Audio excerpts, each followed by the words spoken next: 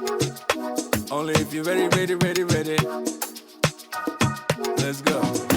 Hello, and welcome to Divine Enigma, a podcast that talks about how to navigate through the complexities of the workplace as a modern day professional while simultaneously having a side hustle. We appreciate all of our audience members for taking some time out of their day to tune into another episode and look forward to providing you all with some value through our show today. My name is Sarah and I will be the host for this podcast. This podcast will be available on all platforms where you can find podcasts, including Spotify, Amazon, Apple Podcasts, and we're also on YouTube. So let's get started. Hi, welcome to the Divine Enigma podcast. I'm I feel so privileged that you're on my podcast. I'm actually quite excited because I've been watching you for years as like a pro project manager. So if you don't mind, for the audience members, do you mind introducing yourself, what you do? Well, we know what you do, but just introduce because they might not know what you do. Well, and just like give a little intro into your job and why you're so passionate about project management and all that good stuff. okay. Where do I start? Well, I'm Adriana Girdler. I am the owner and chief efficiency officer of Cornerstone Dynamic, which is a consulting firm, and we are business productivity and project management specialists. I am a PMP. I have my master black belt Lean Six Sigma. I live and breathe efficiency and helping organizations do what they do better and people within there. So I'm very passionate about that because I've seen so many times people struggling with work. And it doesn't have to be that way. There's a lot of easy ways to execute on stuff. And that's just sort of my expertise. I have the Slay Project Management course, creator of that. So that's really exciting. My YouTube channel. I'm a TEDx speaker ×2. I do a lot of media. I'm very blessed that I'm in a position at my point in my career where I can impart the wisdom I've gained over the years and share that with people so that they can learn from my trials and tribulations and experience. So I'm excited. And that's why, with the YouTube channel, as you know, I really talk about project management because I feel that's a skill set that doesn't matter what you do or what industry you're in. It takes you across any field, any activity in business, but it's also personal life too. There's a lot of things we do that we could, how do we do it well? Right. So I'm very passionate about that. And I thank you so much for inviting me. Thank you so much. So I wanted to dive a bit into your TED Talk. You had a TED Talk some time ago. And one of the questions I wanted to kind of like delve into was the concept of being smart lazy and how that can help individuals manage distractions and stay focused in their daily lives and tasks. As well as this podcast being around like project management and like career and having a business or side hustle, it also looks into things like neurodiversity. And one of the biggest kind of things that have been kind of, I think it's more of a TikTok thing, but all around social media, I would say, is around ADHD. And a lot of the time, I'm not saying that people that are not neurodiverse or neurotypical don't get distracted, but the biggest thing that a lot of people with ADHD have is distractions. And it'll be interesting from like a project management perspective, how people can kind of stay focused and on task, because it's so easy to get distracted. And then there's this concept of noise all the time, like that's being like pounded at us constantly, like get this video to watch, this program to watch, this YouTube channel to watch, this Instagram post. It's just a lot of noise that goes on.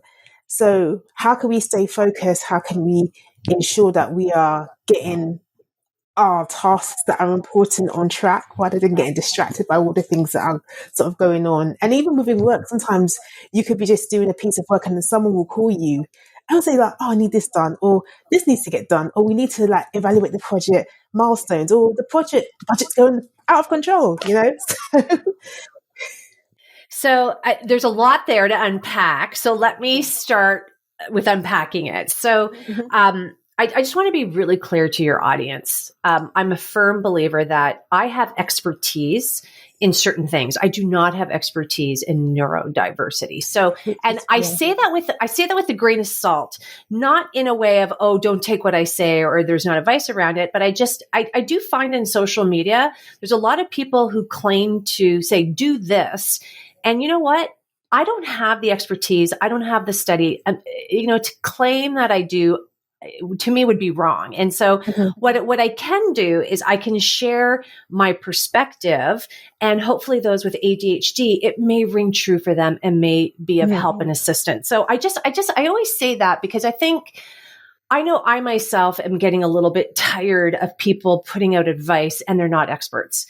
And you know what? We have to have some discernment with it. So I'm an expert in project management. I'm an expert in efficiency. I'm an expert in it from a work environment perspective when we take a step back of how organizations are structured and run and things of that nature. So these are things that I think can help anybody, but what you decide to take and what's really going to resonate with you is going to be dependent upon who you are as an individual. So I just want to clarify that because I think it's really important to me to say that. So, you brought up the TED Talk, and I love that because it's probably, well, I did too, but it is my favorite one of the two.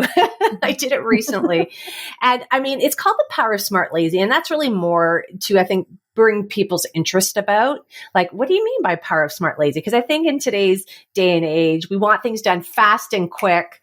Right. So, be smart, less work, the whole 9 yards. So it was a little more tongue in cheek with the title, but it really is about, as you said, there's so much, as I like to call, the white noise in life, distractions, where without realizing it, if we don't pay attention, time will go by, and one day we will wake up and we'll go, my goodness, what happened? Where am I? And what am I about? And so the TED Talk that I created, and I hope people will find it, Adriana Girdler, The Power of Smart Lazy, definitely watch it because it's something that I practice. It's something that I've been talking to a lot of people about over the years. And it really is, there's an approach to help stop the white noise. There's an approach that you can take to bring you back into the present moment, because when we take a step back and realize who are we as individuals, and we want to feel connected to what we do, whether that's personally or professionally, part of that is we have to be aware of what it is that like who we are and what is it that we want to do. Otherwise, we'll just coast. And you can coast. There's nothing wrong with coasting. But when you coast for 10 years and time goes by, you feel like you've now missed out on opportunities. And then that's where people get regrets. So it's like, how do we minimize those, right? And the best way to do that is to be very clear with understanding that there is a white noise of life. There's a lot of distractions out there, whether that's in social media, our personal lives with our responsibilities, or even at work where we think something is very innocent, but it's a distraction. So how do we get back on track to really ensure that we're connected with who we are? And so there's an MVP approach.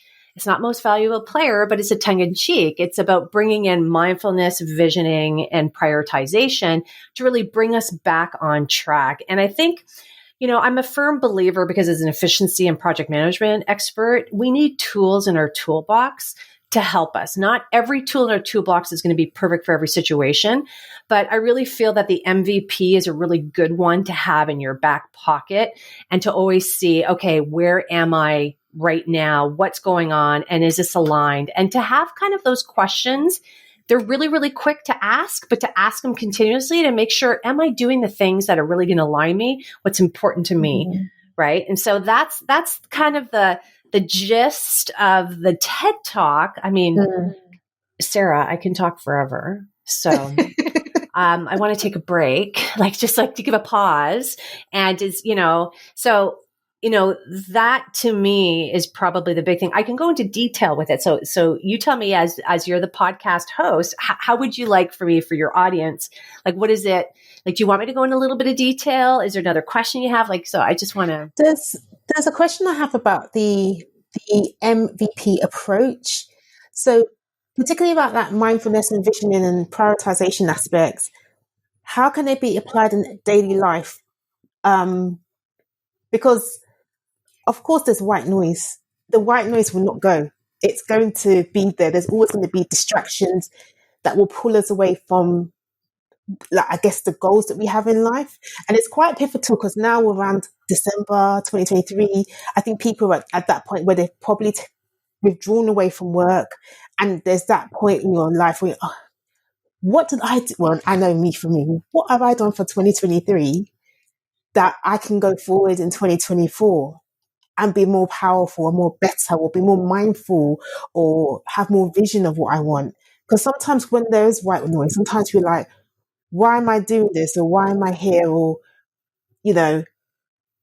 how can I get my career on track? Or how can I get my relationships on track? Or how can I be a better, do you know what I mean? Like, how can we could apply this to our daily life, as well as within maybe in our jobs as project managers, perhaps, or in our businesses or whatever we do? How can we just channel into that a little better? Because sometimes it is hard.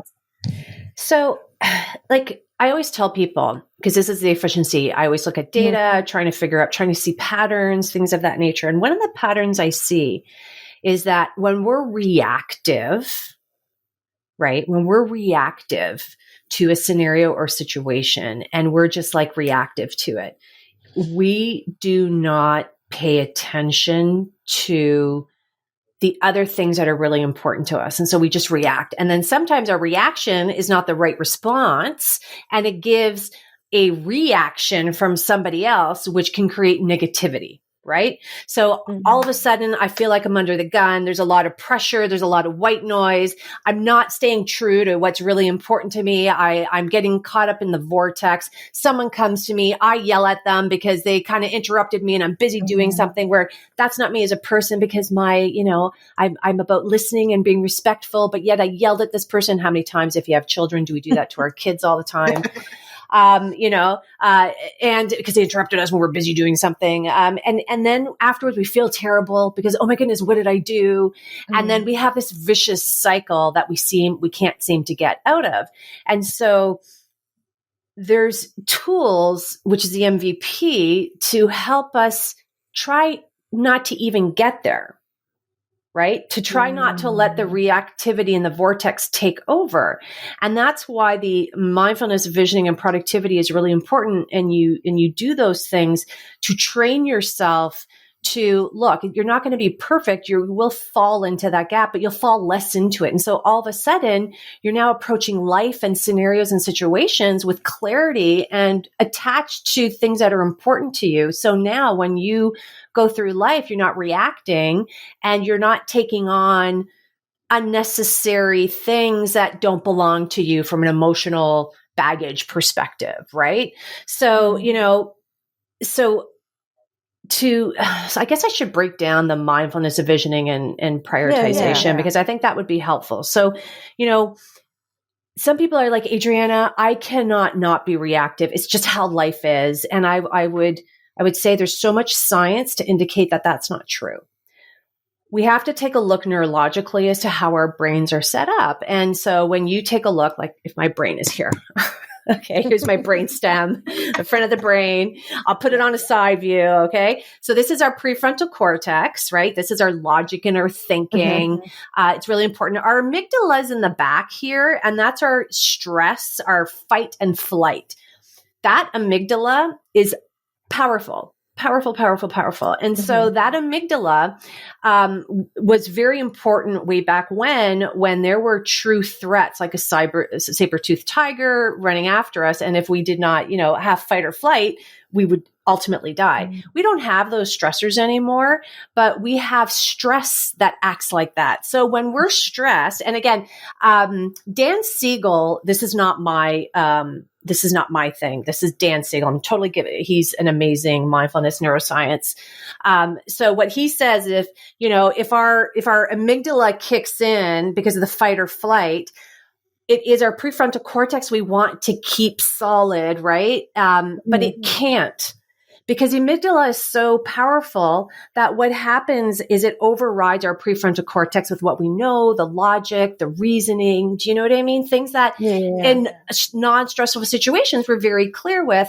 And what happens is we flip our lid. Okay. We flip our lid. And so when we flip our lid, we lose sight. We don't know. We feel caught up in the vortex. We say stupid things. We hurt people's feelings. We hurt ourselves. But because our prefrontal cortex is not as strong as our amygdala.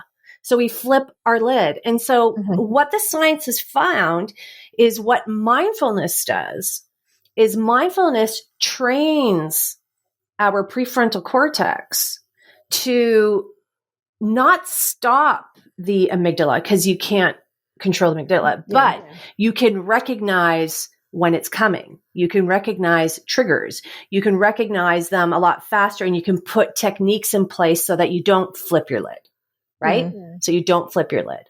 So that becomes really important. Again, I'm doing a very high level review of this. So mindfulness, whether that's mindful walking, meditation, deep breathing, there's those techniques to help you bring yourself in the present moment, get yourself out of the vortex, and just really focus to not get caught up in what's going on. So your prefrontal cortex is still in play, allowing you to make logical decisions, right? Allowing you not to feel attacked, right? Allowing you not to have the stress, because when our amygdala goes, it's fight or flight, period, right? So that's why mindfulness is really important, because that's something that's a lifelong learning. And I always say to everybody, you should integrate some sort of mindfulness into your daily routine, whether that's walking slowly, whether it's getting up in the morning, having a glass of water and slowly sipping it, being in the present moment, not being distracted. Meditation is probably your fastest way to train your prefrontal cortex and really get into that mindful state. Again, I got videos on my YouTube channel actually on mindfulness and stuff. So if someone were to go to the playlist, they can find it, and there's a whole bunch of other stuff. Yeah, you can send me the links and I can share them. Yeah, I think that would be great. Yeah. And so mindfulness is that first M, which is really important, because you have to have that skill set to bring you back in the present moment and be in the present moment, so you're not caught up in the vortex. So that's the first part of the MVP, and it's a daily practice, right? Because right now in my life, I don't get caught up when someone else get caught up, because a lot of people do that. They become what they're near. So if there's a lot of stress, they become stress.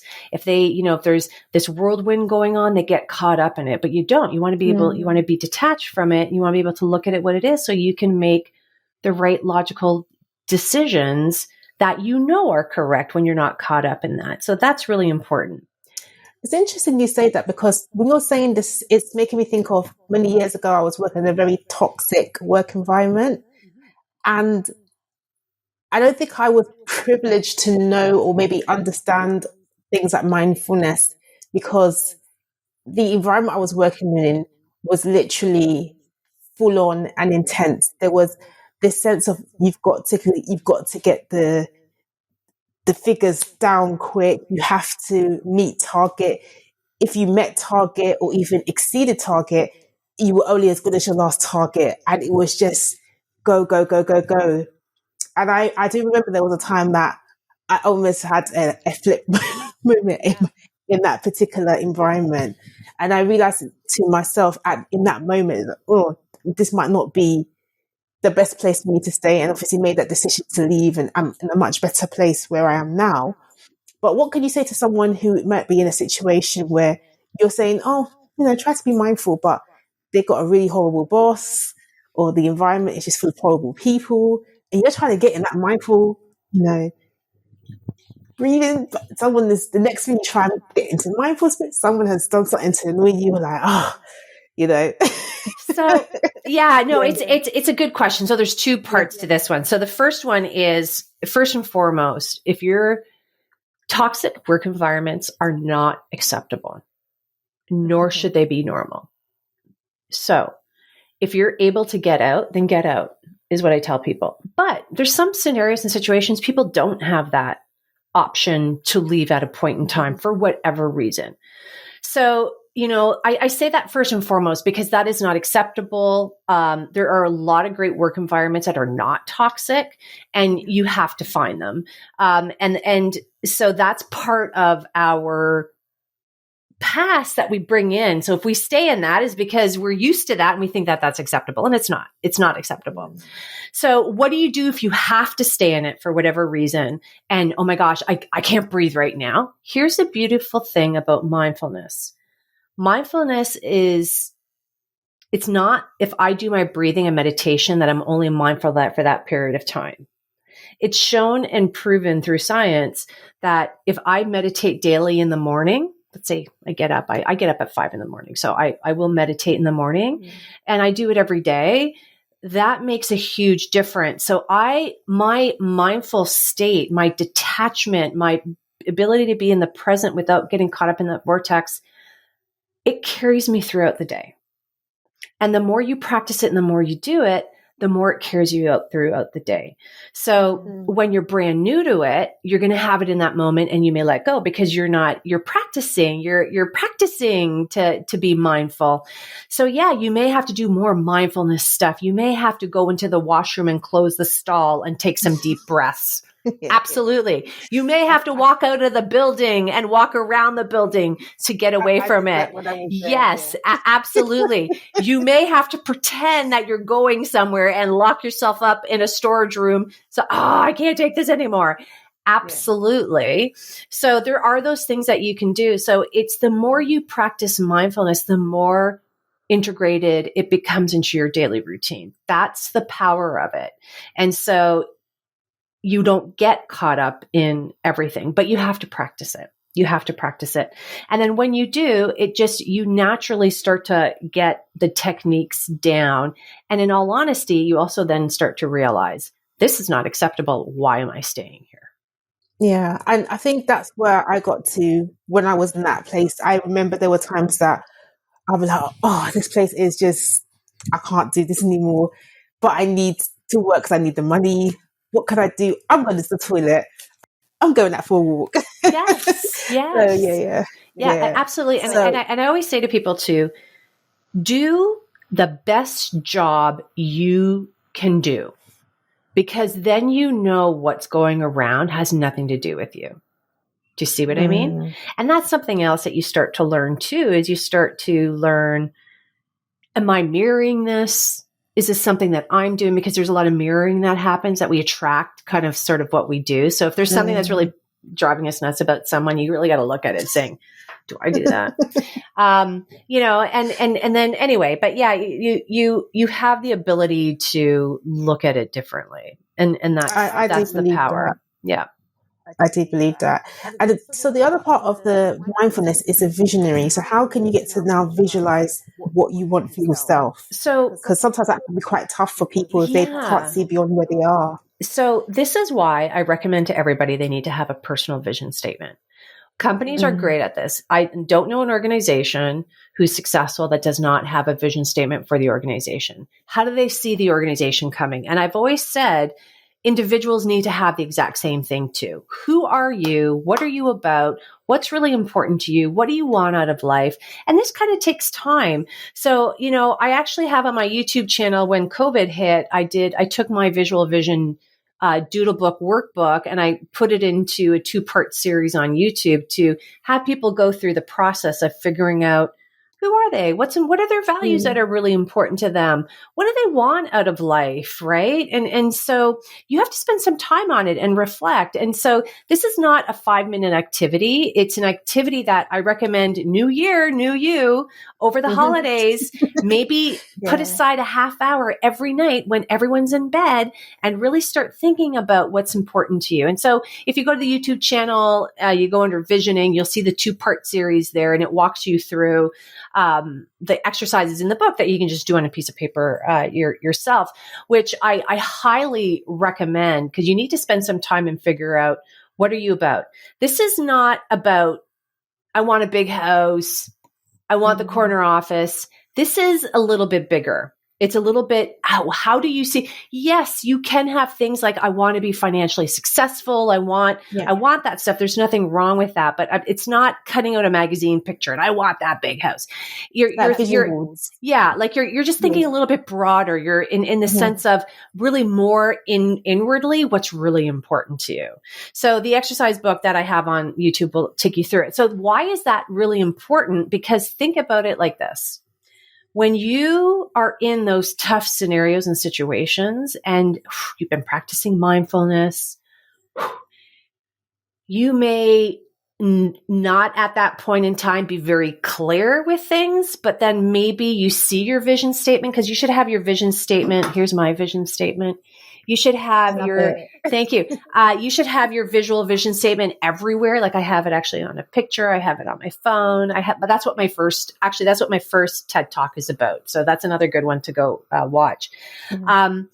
You have it everywhere so that when things are kind of acting crazy and your mindfulness hasn't kicked in, your visioning will kick in. You'll see it and you'll go, whoa, stop.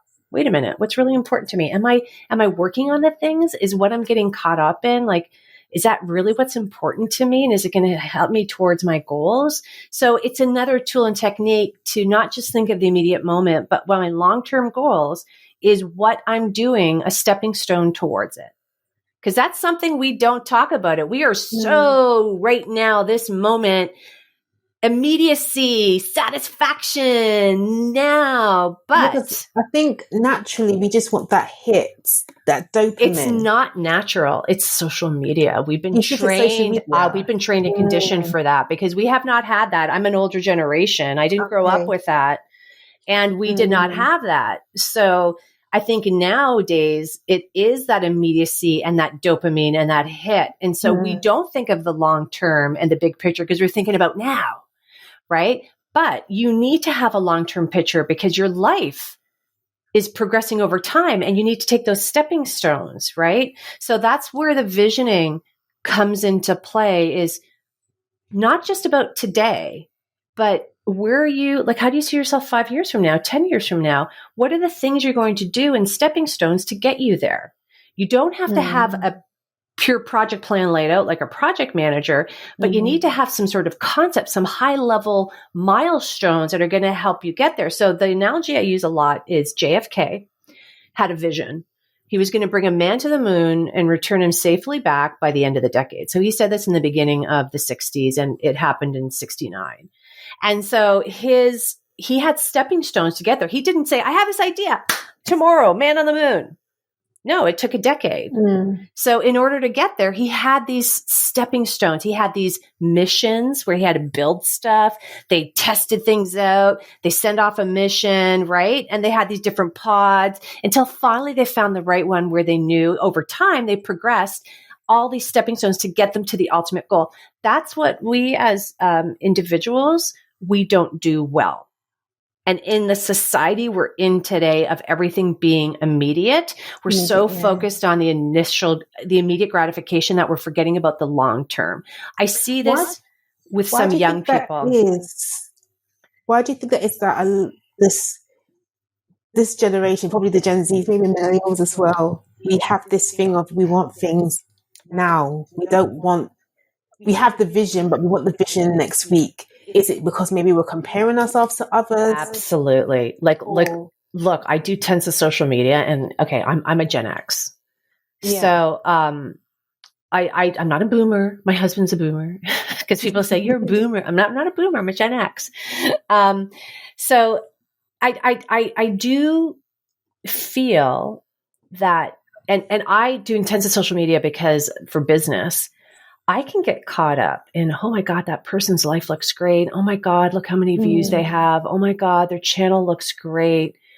But thank goodness I have the ability to take a step back and go, Adriana, stop it. Like, let's be honest. How many times do I'm totally aging myself because some of you are going to go, okay, Facebook is so old now.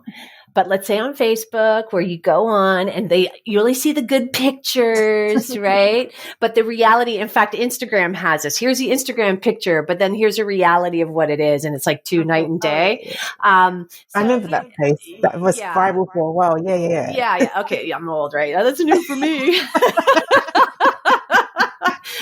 listen, I'm okay with that. I'm okay with that. Don't worry, I stay in my lane. But yeah, I just think it's what's around us. We have an expectation that success should come to me now.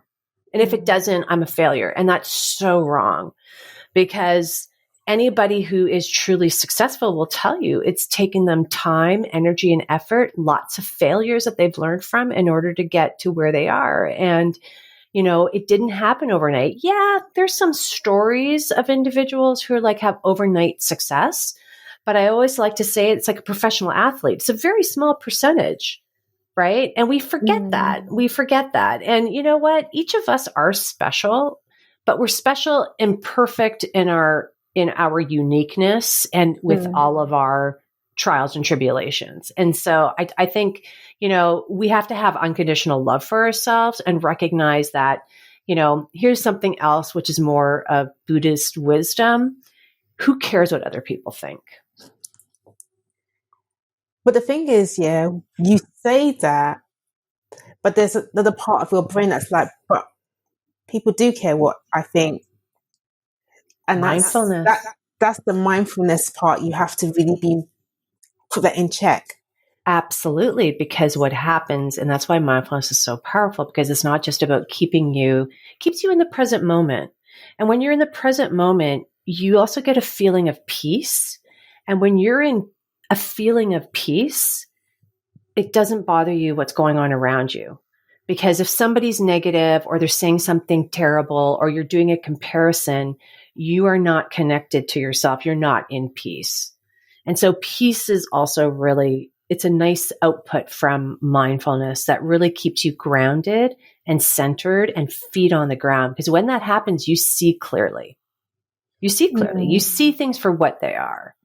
Versus when you're not and you're caught up, you get caught up in that vortex or in the flow and you get swept away, right? And that's when you lose yourself and you lose who you are and your values and what you want. And that's why, again, I'm dating myself. We used to say years ago, people would climb up that corporate ladder and they realized they had the ladder against the wrong wall. Right. And, and now they're in their 40s and they're going, holy crap, what am I going to do? It's too late for me to turn around because they got caught up in the noise. They got caught up in the flow and they weren't paying attention. They weren't grounded.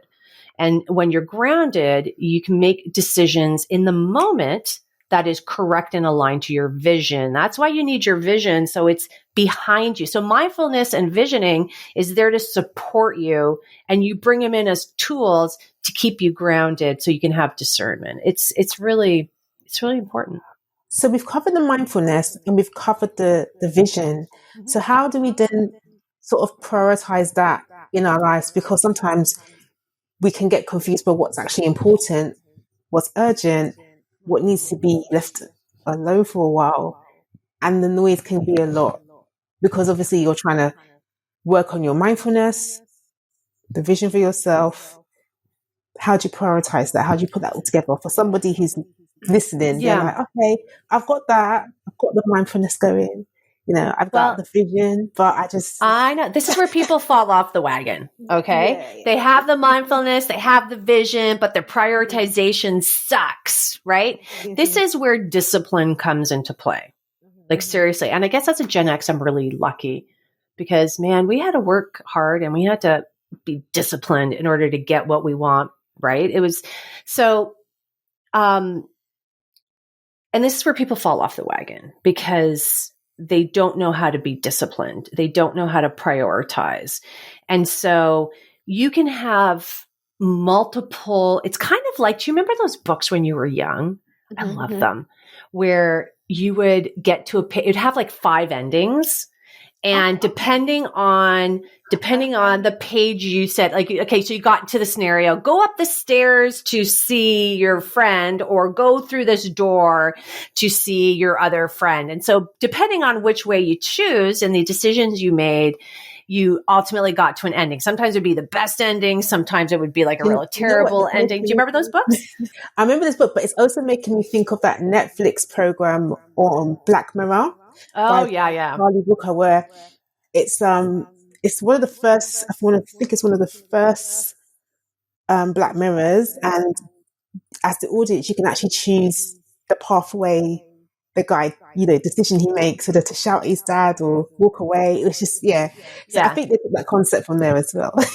So I bring that up because that's prioritization. If you are clear with your vision and you are very clear with what it is, and you practice mindfulness, when you get caught up in that vortex and you're about to make a decision which is not aligned, it's just like a reactive decision, which is probably going to give you a bad outcome, or at least an outcome you don't like.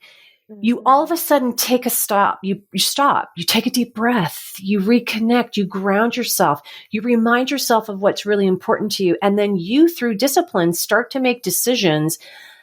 And it could be, it's not a question of doing things differently. It could very well be doing things in a different sequence that is going to get you a different result. So, because sometimes people think that, oh, I can't do this because it's going to give me a bad outcome. Or if I do this, this is really bad now. No, individual things are not bad. Well, depending on what it is. It depends on what it is, but yeah. But generally speaking, it's the sequencing of events that we put them in that leads to an outcome.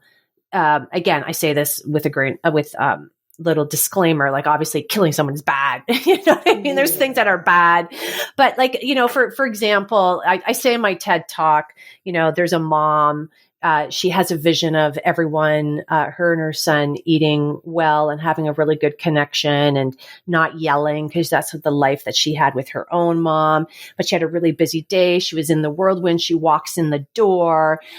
She, was like, oh, I got to get out of these work clothes. Son, go watch TV. I'll have dinner in 5 minutes, but mommy, I'm really hungry. Just go. I'll be down in 5 minutes. And then goes upstairs and changes and then realizes, oh, I might as well do some laundry because I got a stain on my shirt, and then goes around and, oh, I might as well just do a full load, and then goes to her son's room to get clothes, and then all of a sudden sees, oh, there's toys on the floor, and puts them, like, these are all fine things. And you know what I mean? Like, there's nothing wrong with them. And she's like, okay, this is great. She goes down the laundry room. She realizes that there's stuff in the washer. She has to put it in the dryer, but there's stuff in the dryer, so she has to fold it. But then she does it, and she's feeling really good. She's feeling really good. Oh my God, I feel really productive. And then she goes in the kitchen, and her son is eating chips when she just said, I'll be down in 5 minutes. We're about to have dinner, but a full half hour has passed. So, and she's now yelling at her son, who's like, that's what I mean about prioritization. There was nothing wrong with the activities she did. It was a sequencing of activity that she did. If she was connected, should she have mindfulness? If she had her vision when she walked in the door and she saw it, she would take a moment. Oh my goodness. No, wait a minute. My family's really important. Guess what? I'm not going to go upstairs and change. I'm going to get my son a snack, and I'm going to start making dinner right away. Then I'm going to go upstairs, change, do the laundry, do everything I did before, and then have a much different outcome. So sometimes just reshifting the prioritization of stuff can give us a different outcome than if we just go ahead and react. It's the reaction without thinking it through and understanding the bigger picture, looking at it going, oh, if I do these steps, what's potentially going to have happen? Let's be honest. You're not going to change and get everything done in 5 minutes. So why do we think we are? Right? So it's just having that realistic, again, the TED Talk does a nice job explaining it versus what I'm doing right now. So I wanted to shift gears a little bit and talk a little bit about a topic that a lot of people are talking about, which is AI, and how that might affect people who are within the project management sector, the professional sector. Is it good? Is it bad? Is it ugly? Is it positive? What are your views? I mean, I've got different things to say on AI. I thought it could be really, really helpful, but at the same time, it can be also very dangerous as well. Yeah, I'm in the same mindset. So, like, look, here's what my first degree was history. So we don't learn from the past as a society. We should learn from the past. And so when I take a look at technology and the shifts and change, whenever we've had major shifts, industrial revolution, automation, we now have this artificial intelligence, there's major displacement that occurs. And I also feel ethically, we don't do a really good job ethically with technology. We're not good with it. Social media. We're not good with it with the internet. We haven't learned from the internet. There's internet. Oh my God, it's going to be amazing. And absolutely, there's some amazing things. There's a freaking dark side. Mm-hmm. And, and you can't pretend that there's not going to be. There's an ethical side to it. Even those who've created AI are now going, hey, hello, we should maybe slow down a bit. So it's interesting because I'm not going to assume what's going to have happen, because you can, there's so much sci-fi stuff that you can go to, look to. Oh my God, we're not going to have a human race anymore. We're going to be replaced by robots. We're going to be, reporting into them. Like, I don't know. I don't know that. I just know that we're moving forward and we're acting like everything's going to be fine, and that humans are going to do checks and balances to make sure things are fine. But what we forget is that right now AI is being developed through for-profit organizations. And it's true historically that for-profit is a power, money is power, and people sometimes make bad ethical decisions based on the immediate gratification of money, right? Mm-hmm. So, this is a philosophical conversation at this point. Now, flip side of it, I also understand that it's not going away, right? So, I also use artificial intelligence. I created in my Slay Project Management Pro program an artificial intelligence tool to help with filling out project documentation. So that's how I see it being helpful. I see it being helpful in here. Instead of something taking me 5 hours or days to do, I can now have a concept and idea, put it through artificial intelligence, and it will spit out something that's like, wow, that's pretty darn good. However, the big thing I see with individuals is people younger, I don't want to say younger people. I think just generally speaking, people aren't checking it. And because I talk to other clients of mine, particularly with the younger generations, they can tell when something's been AI'd because people aren't checking it. Yeah. So I find when I was a few years back, before there was all this AI, when I used to look at applications for jobs, I'll be like, I would spend ages because I'll know that person. I'm someone like that. I'll look at someone's application and I'll spend ages reading it because I know that that person's put time into it. And it would just be really interesting for me to know this person has had this history, they've worked for this place, and it's just so lovely to see. And now the trend I'm seeing is like, sometimes I'm like, this is, that seems like a bot has written this. Like, yeah, and you can tell no effort has gone into this. And now I'm like, I don't even know if I want to read this application because I can tell this person hasn't even bothered. And it kind of makes me quite sad because it's like the passion and the care is kind of gone. And I don't get the enjoyment of looking at applications compared to what I was looking at before, if that makes sense. No, it does. And that's why, I say, look, you can hear it in universities. There's some universities who ban it and there's other universities who embrace it and saying, fine, you know what you're going to do? You're going to write me a paper in your own words. You're going to get AI to write a paper. And then now you're going to combine the paper. I know one friend of mine whose daughter's in university and they made her do that. It's a shitload of work. I'm thinking when I wrote papers, I'm like, oh my God. But I know why they're doing it, right? Because they want to see the difference between that. And look, I mean, I still think we're in very interesting times where things are going to define stuff. And it'll be very interesting to see the decision we go down.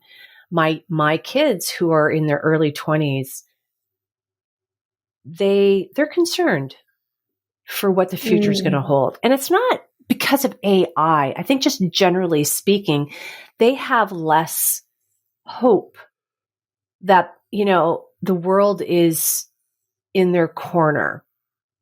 AI, what does that mean for jobs? Yeah, they're using it and stuff like that. But, yes, there are going to be new jobs are going to be created.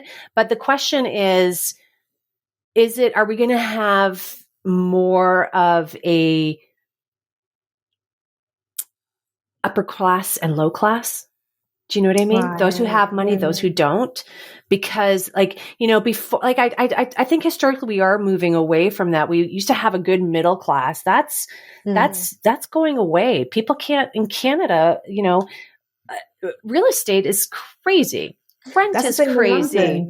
It's crazy. It's the same in London. And there's no middle class. Yeah. And so there's concern for that. And so in the name of progress, are we hurting ourselves as a race, as a human race? Do you know what I mean? Are we hurting ourselves? And I think, and my sons say, but Mom, you were so lucky because, when you were growing up, you could think about, I'm going to get that job and I'm going to get my home. And, they're not even on that page, right? It's interesting. I actually feel for them because it's like, oh my gosh, like, you're right. Like it's a different world. Now I always say this, the displacement will happen. So there will be displacement because of AI. AI is still being built. It'll be very interesting to see how it unfolds.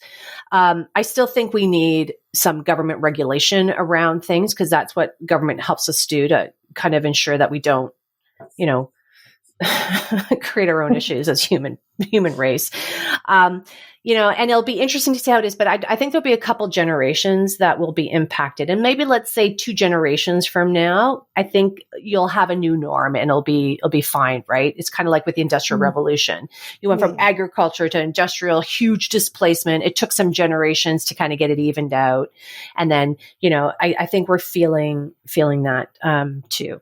It's the same in the UK, sort of up north in the UK, where there was a coal mining industry and that completely died out. And I think even up to the early 2000s, that generation was deeply affected by it in terms of finding employment again. And a lot of the people from that generation had a lot of mental health issues. And there's a documentary about it, but like it will take time, but we just have to be careful about how we go about, I guess, evolving from the way we work now to sort of an AI world that we're working. Yeah. And, now. Some people say, people just have to retool themselves. That is such a lazy response. It's a very lazy response because if you actually look, as you said, the historical proof of shifts and changes, no, there will be fallout. And so to think that there will not be. So the question, I think, and I think sometimes, like I did a keynote in June of this year, and I brought up about the importance of networking in the technological state that we're in, as well as in the fact that work environments are hybrids, and a lot of people are not in the office. So it's so important now to network more than ever because you don't have the luxury of being in the office and bumping into people and having those relationships. So you have to do it in a different way. And I brought up AI as part of that conversation, and I was surprised with how many people didn't really, but that was back in June, understood it or knew much about it. You know what I mean? And so I still think there's still some people, obviously older generation, I think the younger generation are very much aware of it, who are still not aware of it. So I think it gets lost in everything else that's going on. There's still quite a number of people that are still not aware of AI or know exactly how it works. Some people are like, what is, I have friends even in my generation, like, what is ChatGPT? I don't know what that is. Oh my God. There's some people that actually genuinely say that because they're just so used to come up with the ideas in their head. So when someone tells that to them, they're like, what is that?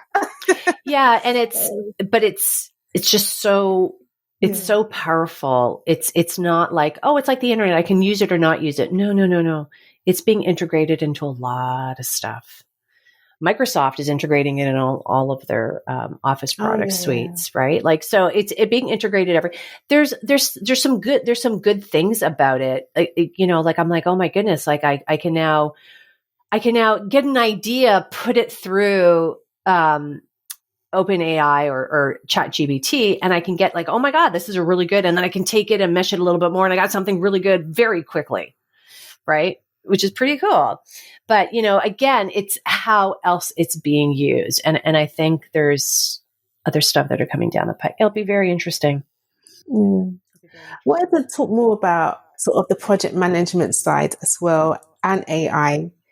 Do you feel like it will take out the roles of project managers, as we are both project managers? No, I do Do- not. I do not think it will take out the role. I think the project manager role will change, and I think a project manager needs to be will be a strategic, because you still need. Look, AI is at a tool right now. Okay, so it's not going to take over, and you still need someone to oversee stuff and guide people, be more strategic. Like, look, as a project manager, I don't know about you, there's a lot of things. There are things that I would love to do, but you have to prioritize because there's just so much time, energy, and effort into other stuff. And document creation is a big one of that. But if I can like decrease the amount of time I need on document creation because I can use AI as a tool to be of assistance to me, I still have to validate it and make sure that everything is fine.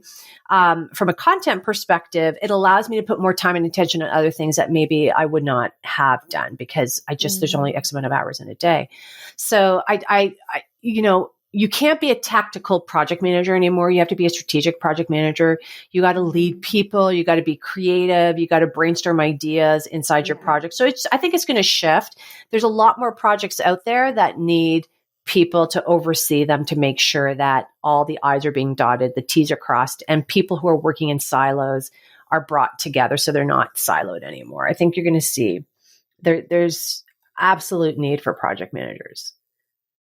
So we won't be affected, you don't believe, in this new world? Well, no, I look, I'm not going to say we will not because I can't predict the future, but I think at the present moment, you still need project managers because AI can't monitor the tool. They can't, make sure everyone's doing the work. Like there's so much more to project management than just documentation. So, it's leadership. It's leadership, it's strategy, and it's creative and critical thinking. That's going to be really important. And how do you motivate people? So you're going to need to do all of that as a project manager more than focusing on your documentation and the tactical tasks. Those tactical tasks will get done. The documentation, put it through AI. I got some really good baseline stuff. I vetted it out. That's fine. But there's other stuff like, are you really good at bringing people together, moving them forward and getting them, because I think time is going to be, things will be tighter in time because there'll be an expectation to get things done faster because of AI. I think if you thought things were fast now, they're going to be faster because people are going to expect, oh, well, you just use AI and we should get this done now in 3 months. What? Wait a minute. Yeah. Wanted to ask another question in regards to, I guess, managing global projects, because I guess we're now living in a more global society. We're living in, and it's interesting you mentioned things about silo because one I did mention before, I had a Christmas party today and it was actually so lovely because I never get to see my team, and I was like, oh my gosh, like it's so cool to see you in person, Absolutely. But obviously, like sometimes you work on these global projects and you might not get those opportunities to meet the team in person and stuff. And as a project manager in a sort of global society that we live in, how best can we manage projects just for people who are listening who may want to get into project management or might want to shift from working from local projects to global projects? Well, I think it's interesting because we can look at global projects in two ways. We can look at it as what we're delivering is going to be sent out globally, or that we have a global team. And I think that's probably more realistic, is that you are going to be working on a global project, meaning you're going to have team members who are everywhere. India, Singapore, UK, West Coast, East Coast of North America.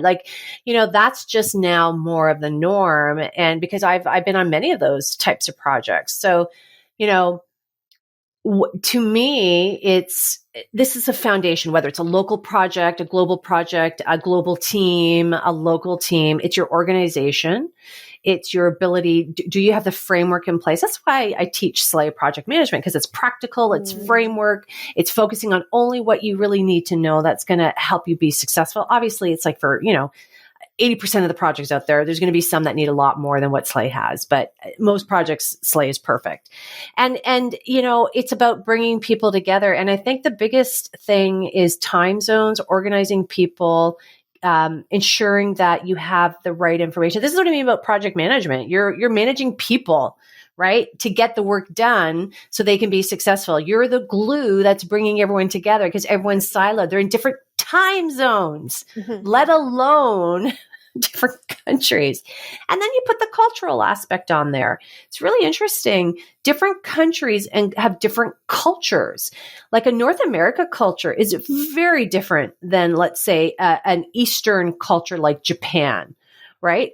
Two totally different ways of working and thinking. And so you now have to take all of that stuff in consideration with how you approach people. You can't paint everyone or approach everyone with the same broad stroke, right? You have to be very different and unique depending on your team and what they're trying to do. So that's why I'm not worried about AI with project managers, because there's a lot of complexity to that to make sure that you have all the right people, and you're dealing with people in the proper way and taking into consideration their culture, where they're from, their time zone, all that other fun stuff. I remember I read the book called The Culture Map, and I love that book. Yeah, that was really helpful in terms of finding out how to deal with different cultures and the way they I work. recommend that. One culture might be a bit more laid back, and another culture we want things done right now. Yeah. Yeah, that I read that book. I listened to the book through audio. When I love something in an audiobook, I buy it. And then when I buy it, I highlight it. And that's what I've done with the culture because it's so true. It's so true. It's so true. So Adriana, I like to kind of end the podcast with and I'm gonna, because you're a project manager, I want you to tell our audience members 5 key skills you need to be an amazing project manager, so they can think about these things for themselves. 5 key skills. Okay, 5, just 5. Okay, first and foremost, understand the framework of project management. You need to do that, and I'm going to do a shameless plug. Go take Slay Project Management. It's an online course. Lifetime membership. You go back to it when you need to refresh. I'm constantly adding new things on there. You get your credential. You need to understand that. It teaches you how to look at things from true start to true finish. And you need that. You need that. So that's the first thing. The second thing is really good leadership skills, because a project manager is a leader. And when you're a leader, you have to know how to deal with people. So that's another skill set I would recommend. Really good communication is important. It's so critical to project management. I mean, it's critical to really anything. So that's going to be really important. I got 2 more. So it's understand the framework through taking Slay Project Management. I highly recommend it. Leadership. You need really good leadership skills. You need really good communication skills. Communication, I'm going to add this. I don't know if it's a 4th, if I can keep it with the communication. Listening. It's really good listening skills, right? That's part of communication, but it maybe should be called out on its own. You get so much powerful, important information by listening. And then the last skill set, because believe me, there's so many skills that you can say. What would be the last one that I would want to pull out? Patience. Patience. That's so true. I was going to say organization, but patience is actually quite tricky. Slay is going to teach you organization. That's why I don't. But patience, because I think, sometimes, and maybe, as the older I get, I realize I don't need the answer now. I can wait 24 hours. I can have a little, you know what I mean? Like, I have patience. When I send an email out, I don't expect a response right away. Do you know what I mean? Like, patience. But preparedness helps me be patient. So I got everything very organized. I'm patient. I give people time because people are busy. They may not have the same skill set as me. So I'm patient. And that patience helps tremendously. It keeps me grounded. That's probably the mindfulness. It's the patience. Yeah. Adriana, thank you so much for coming on Divine Enigma. Like, your years of experience clearly show on your project management skills, and also your your your your mindfulness and productivity techniques, like, will be really useful for the audience members to really know how to manage their lives and how to get it all together. Sometimes it's so hard. Obviously, this is a podcast for neurodiverse people, but I believe that neurodiverse people can gain a lot of wisdom and understanding from this and apply some of these techniques, at least to particularly who have ADHD, on how to sort of manage the chaos that life has and the white noise that just makes you go, ah. So thank you so much for coming on this podcast, and I really appreciate the time that you've taken here. Well, it's my pleasure, and thank you so. I'm such a fan. Oh, Sarah, you're very sweet. You're very sweet. Thank you. I am appreciative that you're a fan. I'm very appreciative that you're a fan, because really, I mean, I thank you for listening. I love teaching. I love giving people my experience so they can be better themselves. So thank you. Thank you so much. I want to let our audience members know about the 6-week coaching program that I'll be offering to people who are neurodivergent or who want to improve their career prospects in general, or people who are neurotypical. I'm also inviting you to join my wait list for the Neuro Enigma membership platform.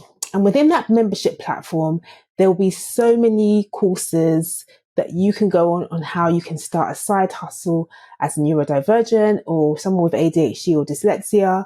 There will also be quizzes, monthly coaching calls, in-person meetups, international meetups, and so much more that I'll be offering within this membership.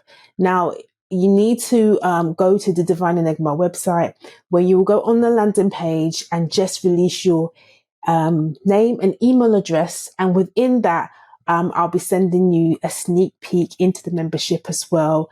And we'll also be offering a very exclusive discount for people who will be founding members of the membership platform.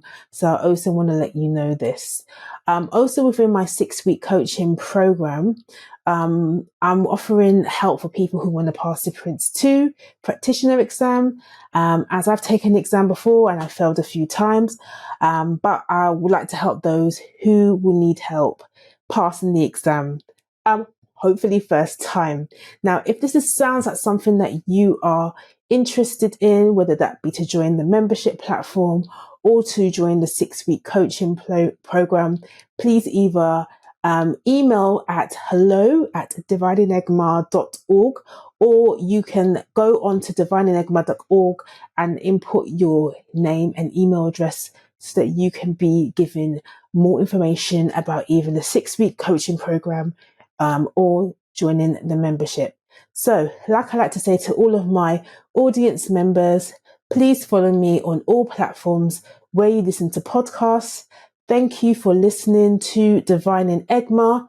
And if you got to the end, this is a safe place for project managers, professionals, people with side hustles, business owners, to give you the tips and tools on how to navigate the complexity of being neurodiverse.